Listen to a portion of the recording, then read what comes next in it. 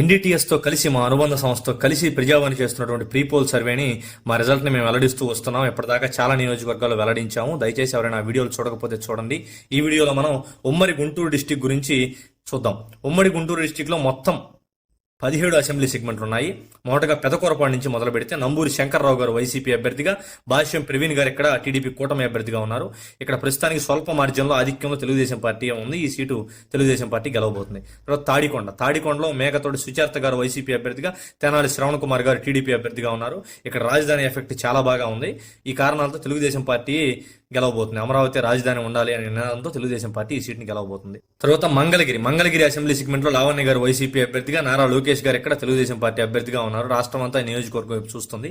ఈ నియోజకవర్గంలో 35,000 పైచులకే ఉంటుంది నారా లోకేష్ గారి మెజార్టీ మాత్రం. ఇక్కడ లోకేష్ గారు ఖచ్చితంగా గెలవబోతున్నారు. ఇక్కడ రాజధాని ఎఫెక్ట్ మరియు లోకేష్ గారు చాలా గ్రౌండ్ వర్క్ చేసుకున్నారు. అతను చాలా సేవా కార్యక్రమాలు చేశాడు ఆయన సొంత డబ్బులతోటి. మరియు ఇక్కడైతే గెలవబోతున్నారు లోకేష్ గారు, అందులో ఎలాంటి అనుమానం అయితే లేదు. ప్రజావాణి చెప్తుంది. పొన్నూరు అసెంబ్లీ నియోజకవర్గంలో అంబటి మురళి గారు వైసీపీ అభ్యర్థిగా, దూలిపాల్ నరేంద్ర గారు టీడీపీ అభ్యర్థిగా ఉన్నారు. నేను దీని గురించి ఇన్డెప్త్ అనాలిసిస్ కూడా చేశాను. ఇక్కడ దూలిపాల్ నరేంద్ర గారు మరోసారి ఇక్కడ గెలవబోతున్నారు ఖచ్చితంగా.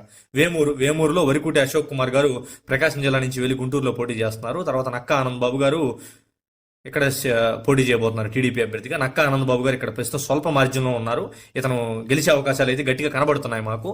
ఈ సీట్ని తెలుగుదేశం పార్టీ కైవసం చేసుకోబోతుంది. తర్వాత రేపల్లె నియోజకవర్గంలో యూరి గణేష్ గారు డాక్టర్ గారు ఇక్కడ వైసీపీ అభ్యర్థిగా, అనగాని సత్యప్రసాద్ గారు టీడీపీ కూటమి అభ్యర్థిగా ఉన్నారు. ఇక్కడ అనగాని సత్యప్రసాద్ గారికి చాలా మంచి పేరు ఉంది గ్రౌండ్ రియాలిటీలో. ఇక్కడ కూడా అనగాని సత్యప్రసాద్ని ఓడించాలి అంటే అవతల కూడా అనగాని సత్యప్రసాద్ అవ్వాలి అనే మాట మేము ఉన్నాం. ఇక్కడ మాత్రం అనగాని సత్యప్రసాద్ గారు మరోసారి ఇతను గెలవబోతున్నాడు రేపటి నుంచి, అందులో ఎలాంటి అనుమానం లేదు.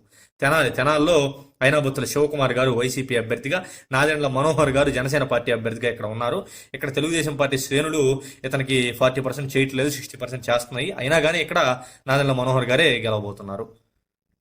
బాపట్ల నియోజకవర్గంలో కోన రఘుపతి గారు వైసీపీ అభ్యర్థిగా, వేగేశ్వర నరేంద్ర వర్మ గారు టీడీపీ అభ్యర్థిగా పోటీ చేయబోతున్నారు. ఇక్కడ వైసీపీ గెలవబోతుంది మరోసారి ఇక్కడి నుంచి మాత్రం.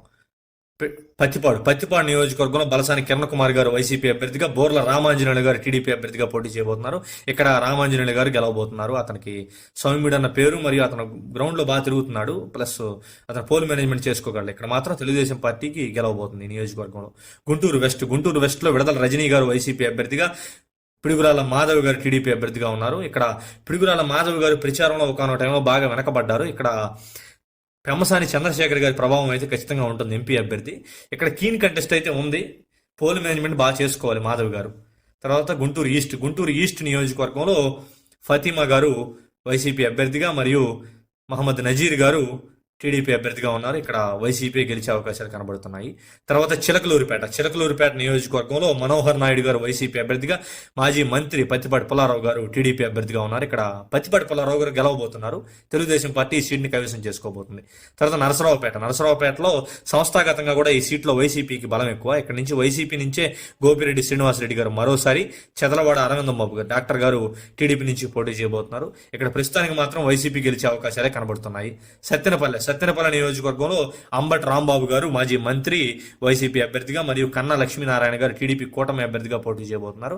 ఇక్కడ కన్నా లక్ష్మీనారాయణ గారు గెలవబోతున్నారు. ఇక్కడ ఈయన పోల్ మేనేజ్మెంట్ కూడా బాగా చేసుకుంటాడు కన్నా లక్ష్మీనారాయణ గారు. ఇతనైతే ఖచ్చితంగా గెలుస్తాడు. తర్వాత వినుకొండ నియోజకవర్గంలో బొల్లా బ్రహ్మానాయుడు గారు వైసీపీ అభ్యర్థిగా, జీవి ఆంజనేయుడు గారు టీడీపీ అభ్యర్థిగా పోటీ చేయబోతున్నారు. ఇక్కడ స్వల్ప మార్జిన్లో మాత్రం వైసీపీనే ఉంది. వైసీపీ కొంచెం గెలుపు అవకాశం ఉన్నట్టు మాకైతే అనిపించింది. ఇక్కడ పోల్ మేనేజ్మెంట్ కానీ జీవి ఆంజనేయులు గారు బాగా చేసుకుంటే జీవి ఆంజనేయులు గారు గెలుస్తారు ఇక్కడ నుంచి.